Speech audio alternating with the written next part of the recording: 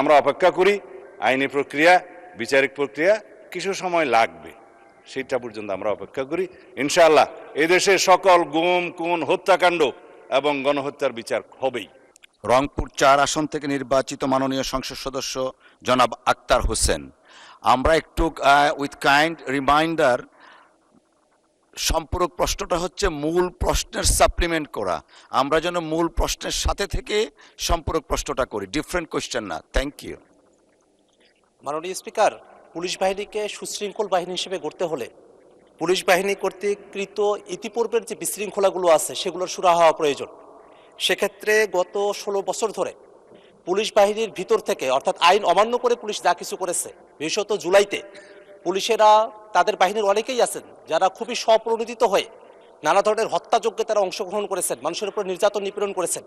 সেই বিষয়গুলোতে বিচার বিভাগীয় তদন্ত, বিচার বিভাগের কার্যক্রমের বাইরে এসে স্বরাষ্ট্র মন্ত্রণালয় তার ডিপার্টমেন্টাল কোনো পদক্ষেপ গ্রহণ করবে কিনা, এবং এই মুহূর্তে পুলিশ হত্যা নামক একটা ফ্রেম ব্যবহার করা হচ্ছে আওয়ামী লীগের তরফ থেকে আগস্টের এই ঘটনা প্রবাহের ভিত্তিতে।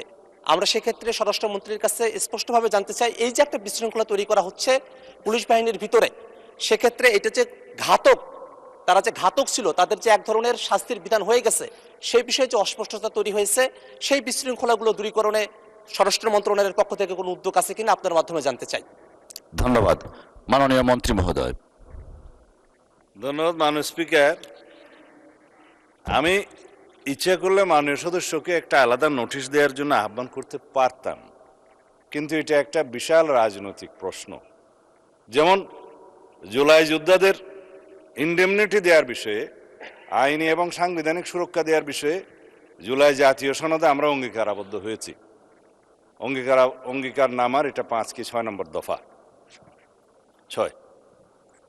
সেখানে এই ইনডেমনিটি প্রদানের এই অঙ্গীকারের প্রেক্ষিতে বিগত ইন্টারিম গভর্নমেন্টের সময় একটা জুলাই যোদ্ধা সুরক্ষা অধ্যাদেশ নামে একটা অধ্যাদেশ জারি করা হয়েছে। সেটা ১৩৩টি অধ্যাদেশের মধ্যে এখানে মহান জাতীয় সংসদে উপস্থাপন করা হয়েছে।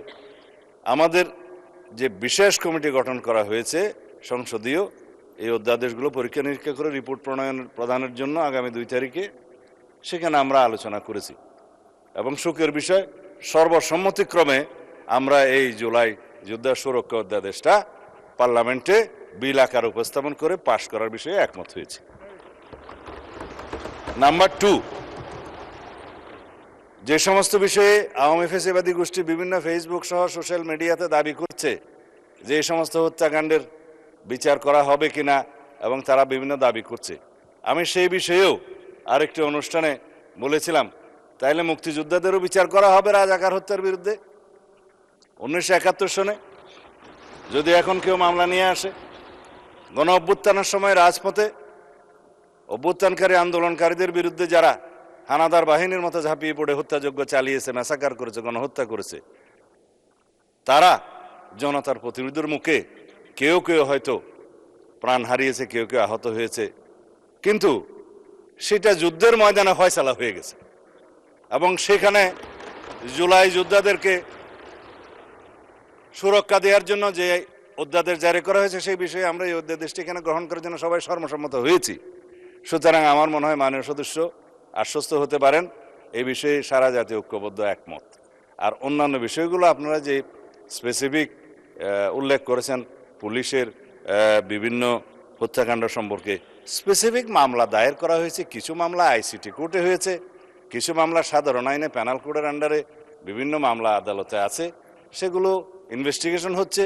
কিছু কিছু বিষয়ে চার্জশিটেড হয়েছে, এবং ফ্যাসিস্ট শেখ হাসিনার বিরুদ্ধে 2-1টা মামলা এবং তার সহযোগী স্বরাষ্ট্রমন্ত্রী সহ কয়েকজনের বিরুদ্ধে 2-1টা মামলার রায়ও ঘোষিত হয়েছে, এবং সেই রায়গুলো সারা জাতি টেলিভিশনের মাধ্যমে একদম লাইভ টেলিকাস্ট করা হয়েছে, আপনারা দেখেছেন।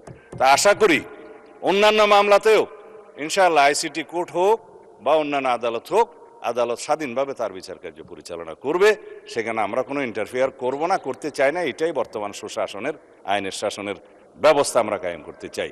সুতরাং আমরা অপেক্ষা করি। আইনি প্রক্রিয়া, বিচারিক প্রক্রিয়া কিছু সময় লাগবে, সেটা পর্যন্ত আমরা অপেক্ষা করি। ইনশাআল্লাহ এদেশে সকল গুম, খুন, হত্যাকাণ্ড এবং গণহত্যার বিচার হবেই।